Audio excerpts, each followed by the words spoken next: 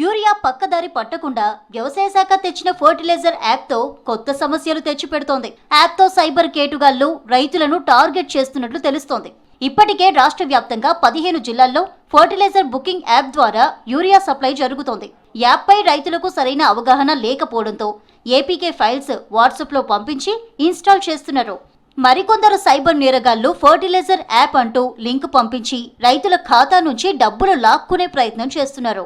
రైతులకు డైరెక్ట్ గా సేవలు అందించేందుకు ప్రభుత్వం ఈ సరికొత్త యాప్ ను అందుబాటులోకి తెచ్చింది. Rythu Bharosa, AgriStack, DCS, AEO activity logger, crop booking, farmer యూరియర్ యాప్లను వ్యవసాయ శాఖ వినియోగిస్తోంది. యాప్లలో టెక్నికల్ ఇష్యూస్, సర్వర్ల సమస్యతో రైతులు గంటల తరబడి వేచి ఉండాల్సిన పరిస్థితి. ఆండ్రాయిడ్ ఫోన్లలోనే పనిచేస్తుండటంతో రైతులకు వాటిని ఎలా ఉపయోగించాలో అవగాహన లేకుండా పోయింది. దీంతో సైబర్ నేరగాళ్లు రైతుల బలహీనతను క్యాష్ చేసుకునే ప్రమాదం ఉందంటున్నారు రైతు సంఘాల నాయకులు. రైతులు లైన్లలో నిల్చొని యూరియాను కొనుగోలు చేయకుండా దాన్ని అరికట్టడం కోసం రాష్ట్ర ప్రభుత్వము ఒక యూరియా యాప్ను తీసుకొచ్చింది. ఆ యూరియా యాప్ రైతులు ప్లేస్టోర్ ద్వారా నమోదు చేసుకొని వాళ్ళు యూరియా సేకరించవచ్చనే దాని గురించి రాష్ట్ర ప్రభుత్వం దీన్ని తీసుకొచ్చింది. కానీ దీన్ని అదనుగా చూసుకొని సైబర్ నేరగాళ్ళు దాన్ని అదనుగా వాడుకొని వాట్సాప్లలో యూరియా యాప్ని మీరు డౌన్లోడ్ చేసుకోండి.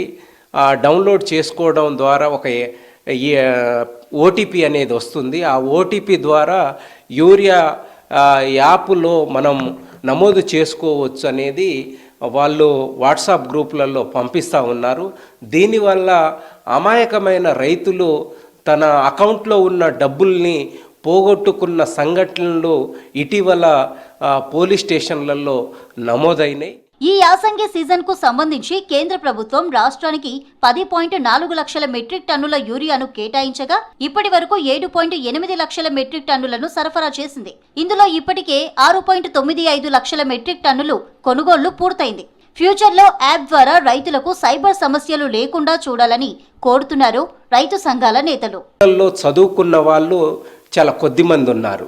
వాళ్లకు కనీసం అవగాహన కలిగించకుండా యాప్లలో ద్వారా నమోదు చేసుకోవాలంటే ఇప్పటికే నమోదు చేసుకుంటే దగ్గరలో కాకుండా దూర ప్రాంతాల్లో యూరియా బస్తాలను తెచ్చుకోవాల్సిన పరిస్థితి ఏర్పడతా ఉంది.